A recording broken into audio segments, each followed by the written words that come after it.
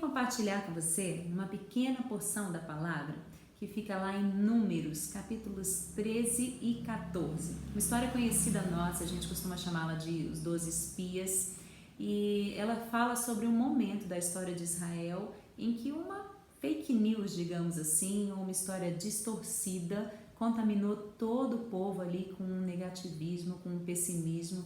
Eles entraram numa murmuração assim coletiva, e o Senhor ficou bem triste com eles com relação a isso.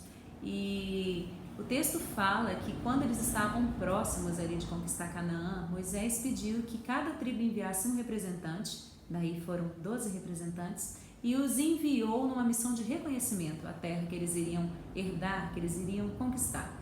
E esses 12 espias foram averiguar a terra, verificar as condições dela. Moisés também pediu que eles trouxessem alguns frutos para eles verem como era.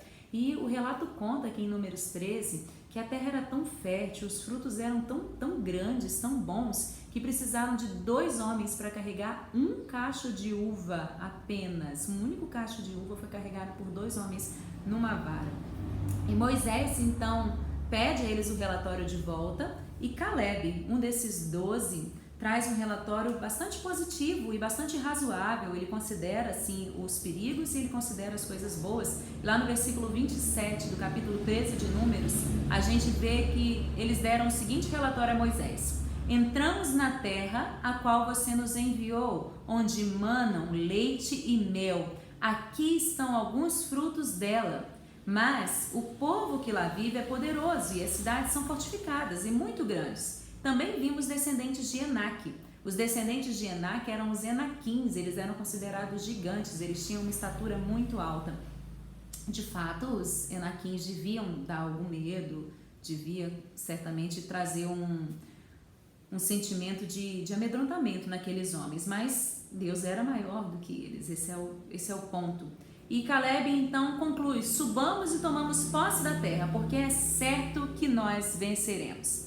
Mas todo aquele otimismo de Caleb, também acompanhado aqui por Josué, ele foi contraposto pela visão de outros 10 espias, que muito amedrontados com aquilo que viram, trazem um relatório bastante negativo e bastante pessimista da expedição.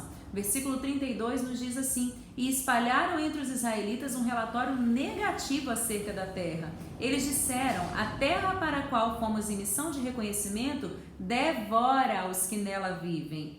Todos os que vimos são de grande estatura. Não eram todos, eram alguns. E vimos também os gigantes, os descendentes de Enaque, diante de quem parecíamos gafanhotos a nós e a eles. Quando eles trouxeram esse relatório carregado aí de pessimismo, quando eles trouxeram esse relatório cheio de medo, a Bíblia conta que naquela mesma noite toda a comunidade começou a chorar em alta voz. Todos os israelitas se queixaram contra Moisés e Arão, e a comunidade começou a murmurar: ah, quem dera tivéssemos morrido no Egito, ou morrêssemos aqui nesse deserto mesmo. Para que o Senhor está nos trazendo para essa terra? Não seria melhor a gente voltar para o Egito? E eles começaram a reclamar, começaram a murmurar, começaram a contaminar ali o acampamento com esses pensamentos assim contra o Senhor, contra Josué, contra Moisés e Arão. E a Bíblia diz então que Josué e Caleb, dentre os que haviam observado a terra, rasgaram as suas vestes e disseram para toda a comunidade dos israelitas: olha, a terra que nós percorremos em missão de reconhecimento, ela é excelente. E se o Senhor se agradar de nós, Ele nos fará entrar nessa terra onde manam leite e mel e a dará a nós. Somente não sejam rebeldes contra o Senhor. Mas a comunidade não aceitou mais esse relatório positivo, depois de já estar contaminada pelas notícias dos outros 10, e a comunidade falou em apedrejá-los, apedrejar Josué e Caleb, porque eles portavam boas notícias em tempos em que aquela notícia ruim estava ali fazendo mais sucesso, digamos assim, do que o relatório deles. E Deus ficou tão chateado com essa situação, tão chateado com a postura desses 10, que ele falou em trazer um castigo sobre o povo. Mas Moisés então pede ao Senhor que perdoe o povo, que tenha misericórdia, e Deus tem de fato misericórdia deles, mas o castigo seria que nenhum daqueles que foi ver a terra e voltou com aquela predisposição negativa, com aquele relato que estava corrompido, ele não dizia a verdade dos fatos. Ele podia até ser uma interpretação deles, mas era um relato amedrontado e que não considerava a palavra do Senhor. O Deus colocou como castigo para eles que eles não entrariam e não herdariam a terra. E ele diz assim: até quando esta comunidade ímpia se queixará contra mim? Eu tenho ouvido as queixas desses israelitas murmuradores. Nenhum de vocês entrará na terra que com mão levantada jurei dar-lhes para a sua habitação, exceto Calebe, filho de Jefoné, e Josué, filho de Num. E aí a sentença do castigo deles: eles passaram 40 dias vigiando a terra, espiando a terra, e o Senhor disse então: durante 40 anos vocês sofrerão a consequência dos seus pecados e experimentarão a minha rejeição. Cada ano corresponderá a um dos 40 dias em que vocês observaram essa terra. Os homens enviados por Moisés em missão de reconhecimento da terra voltaram e fizeram toda a comunidade queixar-se contra ele ao espalharem um relato negativo. Esses homens responsáveis por espalhar o relatório negativo sobre a terra morreram subitamente de praga perante o Senhor. De todos que foram observá-la, somente Josué e Calebe sobreviveram.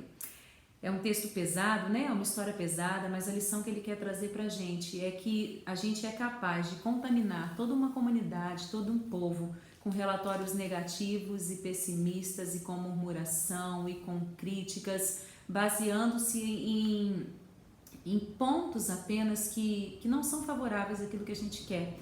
É como a gente vê acontecendo hoje em dia, né? Às vezes numa notícia que sim, é ruim, mas há uma forma de olhar para ela de uma maneira positiva. Às vezes as pessoas escolhem focar só naquilo que é negativo, e especialmente para aqueles que creem no Senhor, esquecem e tiram Deus totalmente da equação, ignoram o fato de que Ele está no controle das nossas vidas, Ele tem cuidado de nós, e aqui nesse texto era Ele quem daria vitória àquele povo no caminho ali rumo à terra prometida. Eles preferiram olhar para a força do gigante, preferiram olhar para outras coisas que não os agradaram, do que confiar no Senhor e na sua palavra. E fica para a gente essa reflexão, essa sugestão de você ler aí Números 13 e 14 e depositar a sua fé e a sua esperança e a sua confiança nas palavras do Senhor e não naquilo que tem sido contado para a gente hoje de negativo, sabe? Não naquilo que tem sido trazido de uma forma tão carregada de murmuração, de pessimismo.